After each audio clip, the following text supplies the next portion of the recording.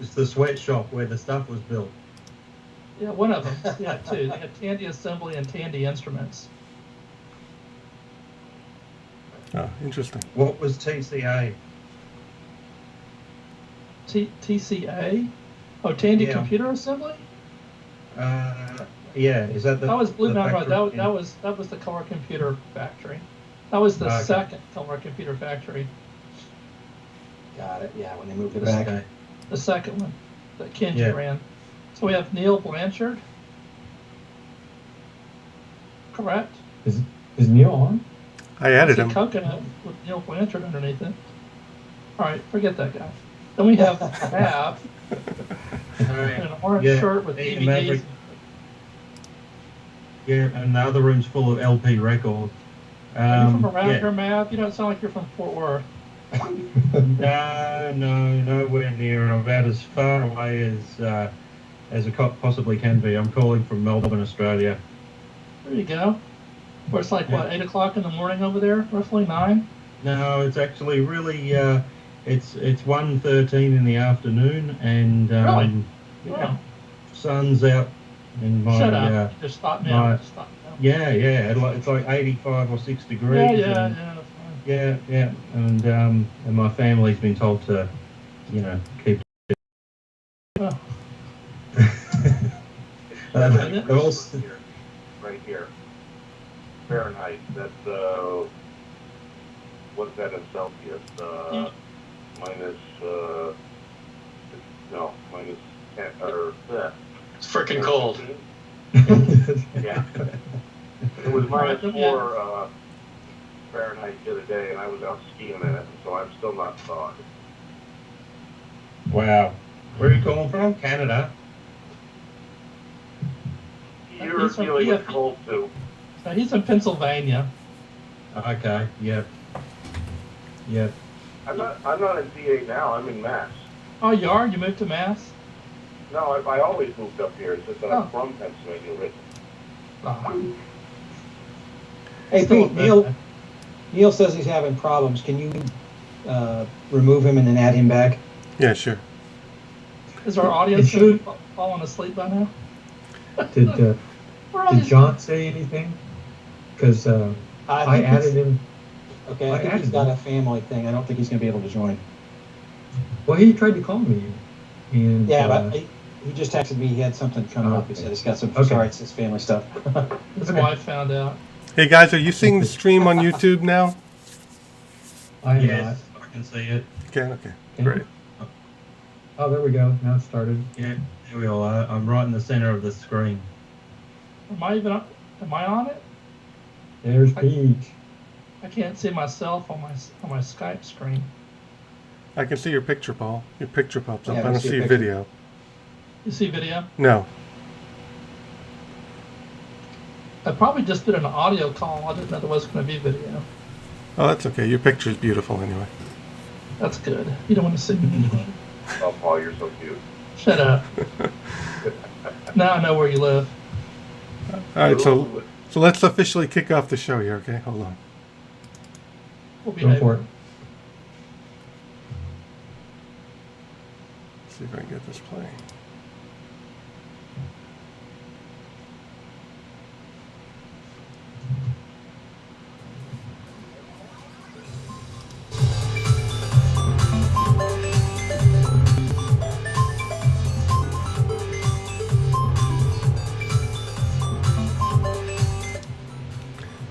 All right, everyone, welcome to live episode 2 of TRS-80 Trash Talk.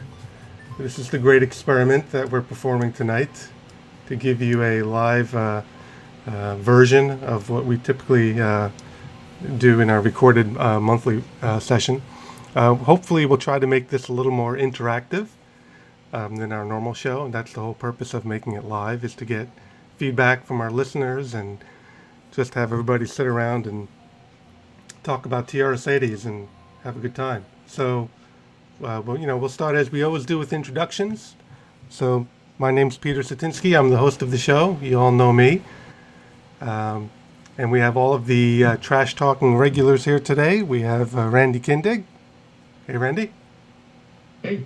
How is everyone? Good. And we have from down under, Ian Maverick. Hey, Mav. How do you do? I'm Ec- doing all right. Excellent. And from the great state of Colorado, Mr. Peter Bartlett. Hey guys. And we have a couple of special guests today. We have some of our previous interview guests from the show, Tandy Engineers Paul Schreiber. Hey, Paul. Hello, nice to be here. And Mike Yetzko. I'm thawing out and I'm here. And then we have a couple of other sometime trash talkers, Mr. Mike Rowan. Hello, everybody. Okay. And we are trying to get in touch with Neil Blanchard, who's been on the show a few times, but haven't had luck getting him onto the call. So again, the great experiment, as I say. So how's everybody doing tonight? Good. Ready for the It's meeting? beautiful here this afternoon. Oh, shut up. We Shut hate up. I'm thawing Keep rubbing out it because in, I've been man. skiing all day. What was that, Mike? Go ahead. I said I'm thawing out because I was skiing all day, and it was we hit a high of I think 13 degrees with the wind, and that was the high point today. Oh, wow. I actually spent some Do you time hurt today doing yourself some. skiing at all? Pardon? No, I was interrupting. This is Paul. I was just saying I spent some time today talking to someone about the Tandy MG1 synthesizer. This guy's father was the head of engineering at Moog Synthesizer for a while. And he's writing a book about his father. And so he wanted to get some facts about the infamous Tandy MG1 I worked on back in 1981. I've got a service manual here for one of those. I wrote Original that. factory service manual. Yeah, I wrote it. That's one of my contributions to the project was picking the ugly colors and writing the service manual. Yeah. I've only ever seen one of those synthesizers out in the wild, though having said that, I do see bands using them from time to time. So, and they're highly regarded among people who want that Moog sound. They're actually, you know, if you're a Moog synthesizer person, you've probably heard of a Moog Prodigy or a Moog Mode. And those were based off of the Tandy MG1. The Liberation, which was their keytar, the thing you wear around your neck and play, that was the basis of the circuitry of the MG1. And then after the MG1 died a cruel and painful death in a GWS. Does everybody know at Tandy what GWS means? Nope. Mike, tell them what GWS means. GWS. Gone when sold. Oh, I knew it had sold out when gone. Yeah, That's gone when WG. sold. That means Bernie Appel at Radio Shack politely says, "Don't ever bring this up to me ever again for 30 years." Yeah. Sort of a thing. So it What, was. was it yeah. too expensive or not popular, or It you just just wanted wasn't to sell popular Casio because- people?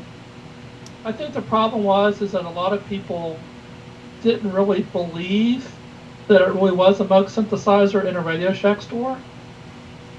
Because in the past all we had were these little Casio keyboards. And that kind of fit because they're kind of cheesy. But to have a real Moog synthesizer in Radio Shack, and at the time, the lowest cost synthesizer from Moog itself was $700. And this one was $500. So then a lot of people said, well, I wonder what they took out to make it, $500. So there was just a lot of suspicion about it. But it sold okay, but it didn't sell all that great. And Bernie Appel, president of Radio Shack, was all about the numbers. He didn't have any loyalty to any kind of product, but he had loyalty to the numbers.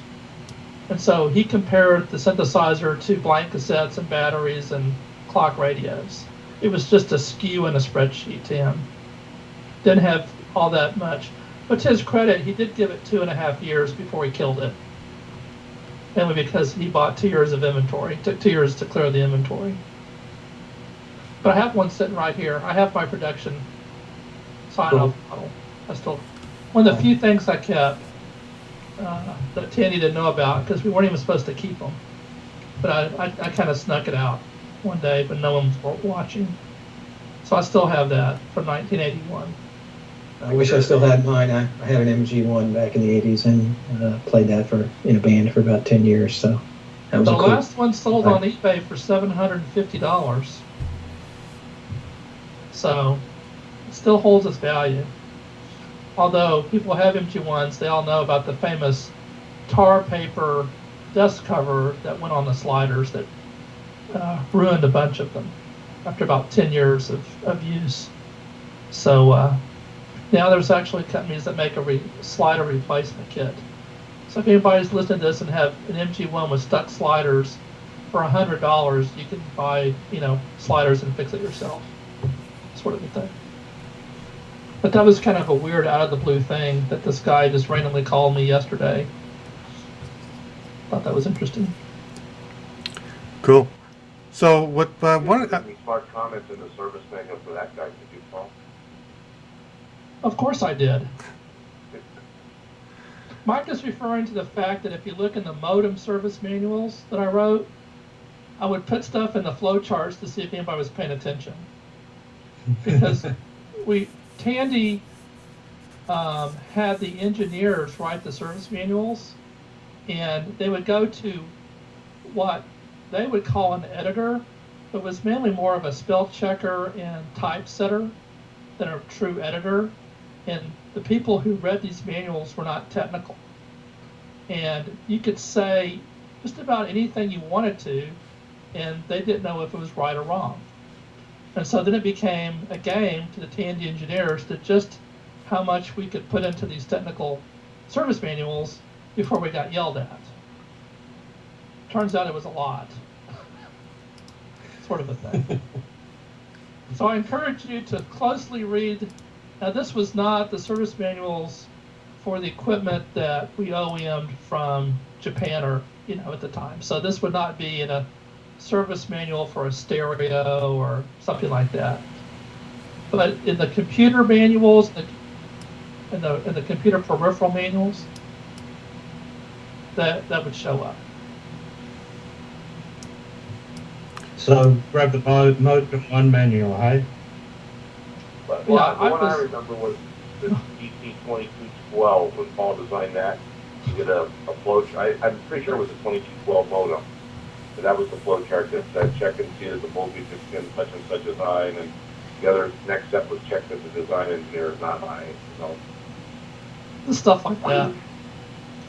Yeah. So yeah, I was hired by Tandy specifically to do the modem designs. So the modem 1, the modem 2, the communication multiplexer, which was this weird OEM attempt to do cloud computing for schools, the DC-2212, all that kind of stuff was what I worked on initially when I was at Tandy. So what I wanted to do today to start the show off was to have a little retrospective on 2017 as far as the podcast, and just talk about some of the highlights of what we discussed and what we discovered, and then maybe talk about where we as the podcast and where the hobby as a whole, the TRS-80 collecting hobby, should go or could go, and maybe ways that we can actually build the community. So I think it'd be really great to have that discussion. I'm just going to bring up here on the screen our website and some of the highlights from some of our episodes, starting at the first episode for 2017, which is episode 12, which was our Model 4 Buyer's Guide. And this episode is by far our most popular episode as far as downloads are concerned. Mav seems to believe it's because, he was the star of the show, but Why not? It was in my encyclopedic knowledge of these machines, plus my well crafted delivery that has made it the most popular one. It's also a very popular computer, and a lot of people who are starting out with TRS-80s, when they email the trash talkers saying, I want to buy a TRS-80, what should I start out with? More often than not, they want a Model 4 or a 4P. That gets them up and running, and it's easy to work on, and there's lots of software around. Then they can move on to the more complex, more difficult to maintain machines like the Model 1 and 2. So it's no surprising actually that the Model 4 1, a lot of people are listening to it. I still sell far more Model 4s than any other TRS-80 that I have here. So since that was past my time, that was in the gap when I left, how much of the 4P hardware is the same as the 4? Besides, the cabinet being different and all that kind of stuff, how much is the schematic the same between the 4 and the 4P? The schematic of the 4P is similar to the gate array Model 4. The gate array Model 4 and 4P have similar schematics, and the PAL Model 4 and 4P have similar schematics. Though on the non-gate Model 4, you obviously have the 3 circuit boards: the motherboard, the serial, and the floppy controller. On the 4P, they integrated them all into one large circuit board, which can be interesting to try and debug its problems. And but as far as interchangeable parts, there's very few. They have different disk drives, different CRT, different keyboard. They have the same power supply. They have a slightly better video CRT controller board, which can be kind of kludged in between them. But yeah, I think they learned a lot from the design of the Model 4 and made the 4P a really beaut design. As far as I'm concerned, it's really rugged for the kind of job that it was required to move around and put up with the rigors of portability.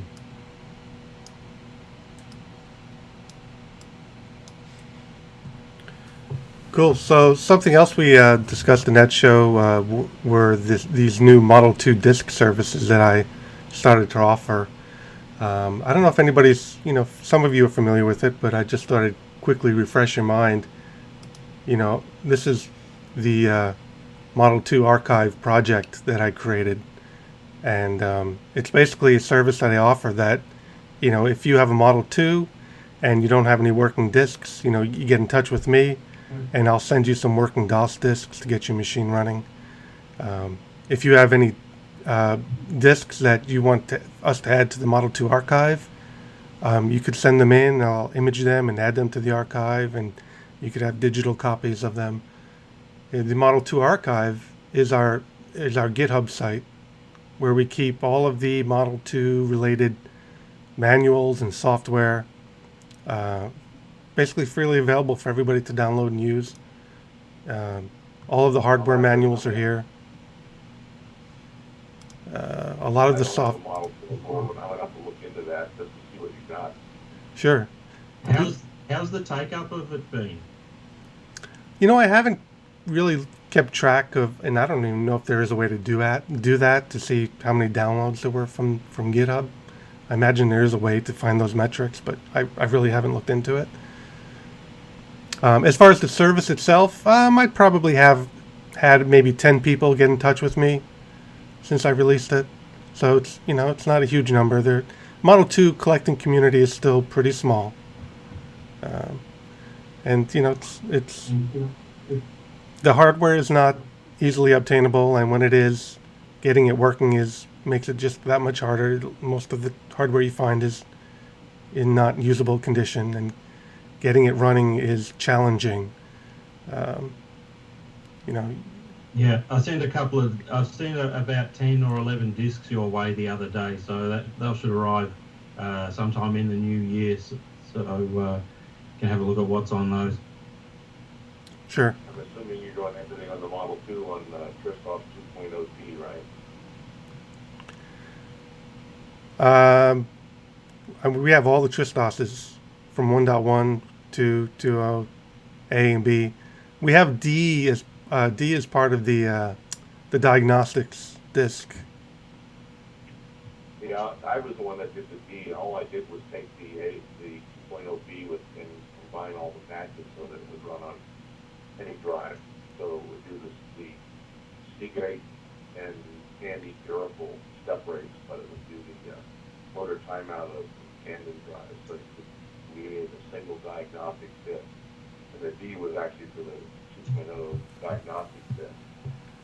And there was a lot of little, if you have a 2.0D diagnostic disc, one of the early ones, there was a ton of utilities on there that seems to have disappeared. Just like that, again, the oops, the term that ran over HeartNet, all that stuff no one seems to have it anymore. Yeah, the one really rare piece of software which I still have not been able to obtain is the version of Tristos 2 that supports ArcNet, the applications processor and file processor software. Well, that was the diagnostic system. There wasn't really support for ArcNet other than I wrote, there was Terminal program that came as part of 2.0. And then I patched it to make it Terminal PL instead of AL, just, spelling difference. And it was all patched to run off the COM port B in the back of the Model 2. And then I sat down and I wrote Termark, which was basically Terminal, look alike and work alike, except that it ran through the ArcNet, and all you did was you had to know your node number, and you knew that you had to know the node number of the person you wanted to talk to. But when you type those in, all the functions in Terminal that let you, send a file, receive a file, send, type, and so on, it would work over the ArcNet cable through the ArcNet transparently. So, and that was on the Diag disk. And then there was Oops was the program that I think Eric Schmidt wrote up in Candy Systems Design. And I wrote a clone copy of it called HD for again. And that was on the Diag disk. And when you ran, there was a utility on there to get your Model 2 into 26 lines instead of 25. And the 26 line was your keyboard buffer. And when you typed AG, you could then scroll around the screen and take any spot on the screen and use that to dump it in your keyboard buffer and feed it forward almost like a from cut and paste. So if you had something on the screen, you said, oh, I want to execute that as a command, you could just move up and do it. I'm trying to think of some of the other tools that we had on there. We could, there was a utility on there to make you back up with diskette.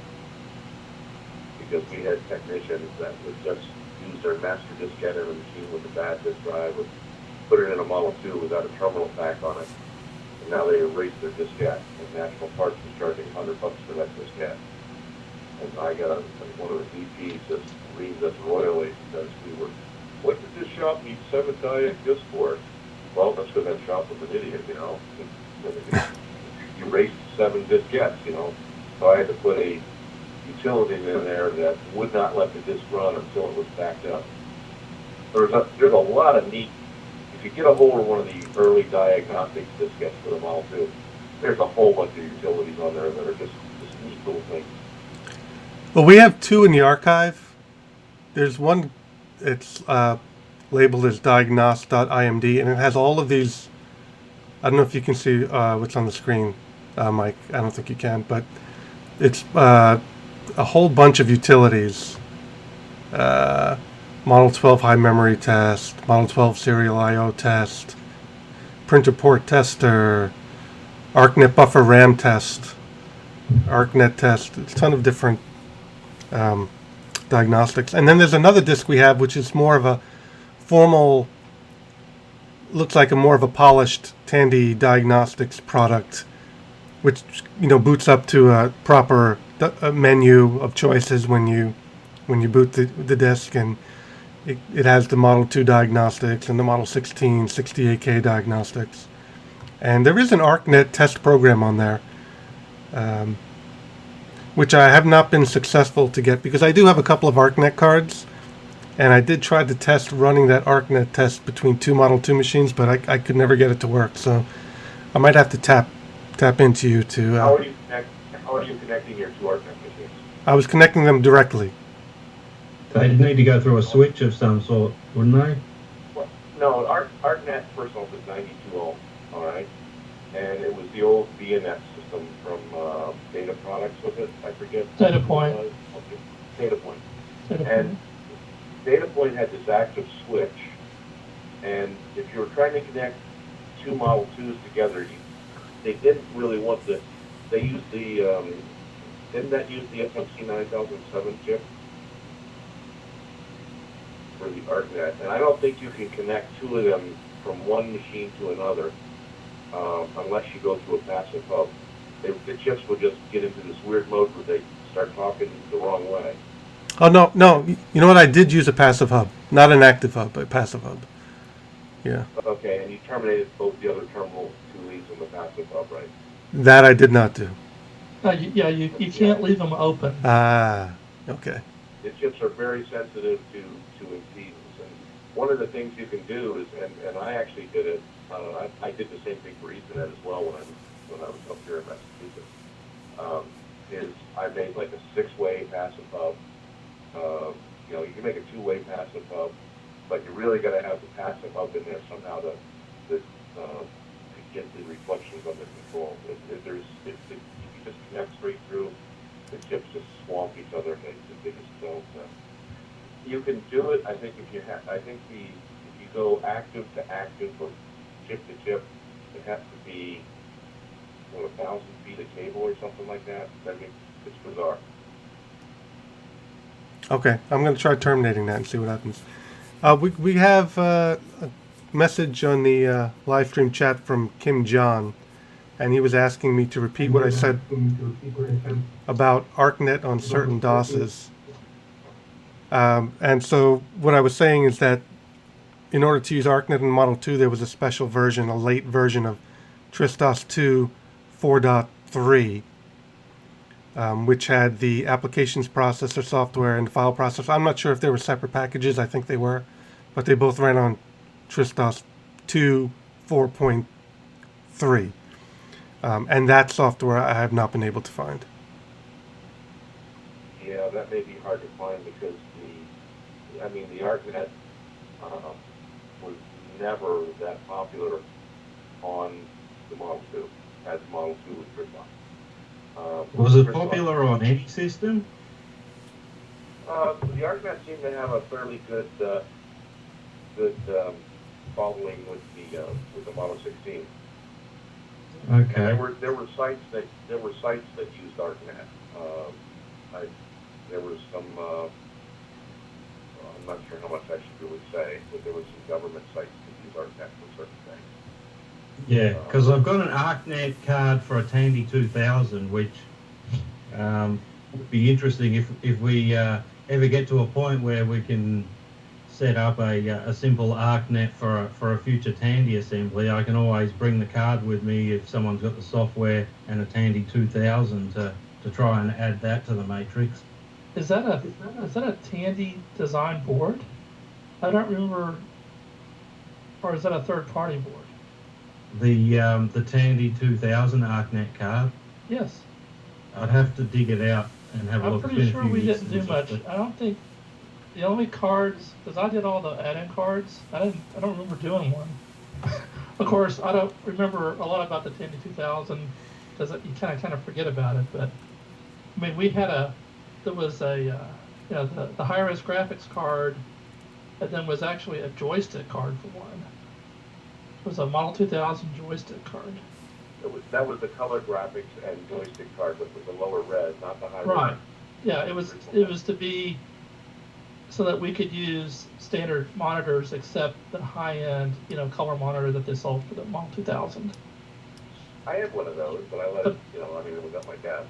But I don't remember an Arc. Mike, do you remember an ArcNet card for the 2000? that was done I by know there was TNT. one there, but I don't know who would have done it. Unless maybe Mike or Steve did it, but I don't remember anyone doing it. Because Steve, we're talking about Steve Fintel, who did the Yeah.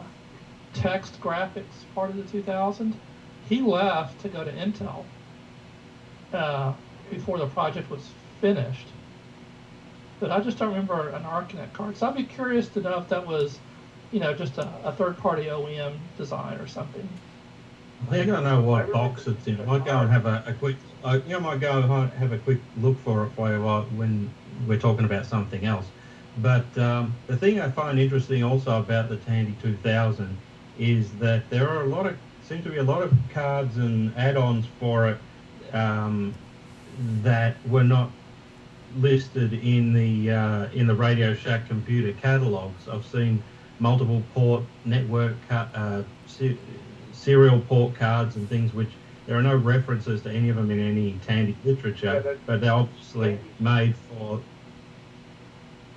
Tandy sold a couple of special purpose synchronous cards for that thing. They had an HDLC. Well, yeah, I did the HDLC SDLC card, right? That was the 4-channel. You put 2 of them in there, right? Yeah. Because I got one of those.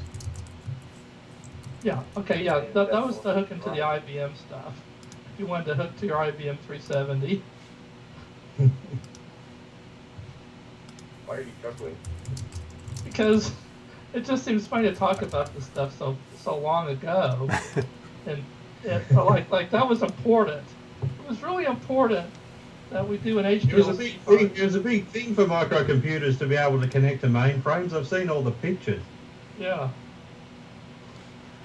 Running EPSIDIC, all that kind of stuff. Yeah. Which is surprising because, that was one of the big problems with the Tandy 2000 was the decision by the head of software, a guy named George Robertson, not to release the software. They wanted to do all the call. They wanted just to do, high-level calls, not even necessarily BIOS calls, because they wanted to hide the hardware. They were real. I don't know if management had some kind of agreement with SMSC that did the video chip. So you have to understand that this thing had a really high-end video chip in it, because at the time, the DEC VT102 was really popular, and the reason it was popular. So who knows why the VT102 was popular? Anybody remember VT102? Not the VT100, the VT102. That's the color version of 102, wasn't it? Color version of 100, isn't it? Smooth scrolling. Yeah, it was a smooth scrolling. And that was the biggest thing. I mean, the people at Radio Shack thought they had, died and seen the fourth dimension when they saw smooth scrolling. They thought that was because, think about it. If you're thinking down to a Radio Shack customer walking in the front door and you're trying to sell him this $4,000, piece of crap, Intel 186, all right? But if you show them the smooth scrolling, that's pretty impressive. And then you say, you know what? No other computer does this. And they were right, okay? There was no computer made that did smooth scrolling besides the Tandy 2000. And they spent a lot of money and a lot of time and effort getting that smooth scrolling to work. And it had all kinds of tricks in that. I don't remember all of them. Not only could it smooth scrolling, it had a hardware zoom. So it had like a 2x, 4x, 8x, automatic, blow up of the font. It had, Mike, what was the font in that thing? Was it like 13 by 18 or something? The pixel character? Yeah, it was really high, okay? I mean, it wasn't this 5 by 7 or 9 by 12. Oh, no, you could put up really nice looking documents. I mean, it had beautiful, manipulations in it. And they decided to protect it. It had shading, too. I think the FMC chip had shading. I think it had like 16 levels of gray, 16 shades of gray. Yeah. Now you have to understand, this at the time was just like, if you wanted to get this kind of feature, you had to go to DEC or to Data General and buy a $10,000 terminal. You didn't get a computer, you just got a terminal that did all that stuff. I was one of the people that had to fly around the country and give the pre-production Tandy 2000s to the vendors that wrote software for us. And I don't know, you didn't go anywhere, did you, Paul? No, they kept me at home. I was chained to my desk. Because I did the Northeast, I did Oregon, and I did California for the vendors. And when I went to 3 places in California to drop off prototype Tandy 2000. This was like 6 months before they were announced. And I get into arguments with people at these places over what the capabilities of the video in this thing was. I just didn't believe it. No, and especially, this is sad, is that, to this day, Tandy and Radio Shack is always the punchline to a joke. It's always blah, blah, blah, blah, blah, blah, blah, Radio Shack, ha, ha, ha. And Mike is right. Part of the reason that we were not successful is that people didn't believe us, even when people like Mike set the machine down in front of them. Which is odd, right? It's like you're looking at it, and they're like, "Oh, we're still not convinced." It's a yeah. It's almost like if they got the Tandy 2000, and it was sold by DEC or Data General or even IBM, and had for twice as much, it would probably been a really top end workstation. Sold a lot that sold in huge numbers. Yeah. Right. I mean, when it came out, I obviously, as with all the Tandy computers, I was determined to buy one, and it was just like, geez, this is a lot of money I've got to sink into this thing in order to get one, and as a young adult, it cost a bit, but I can't imagine that people who that people would look at it and go, geez, I just really can't afford $4,000 or $5,000, particularly when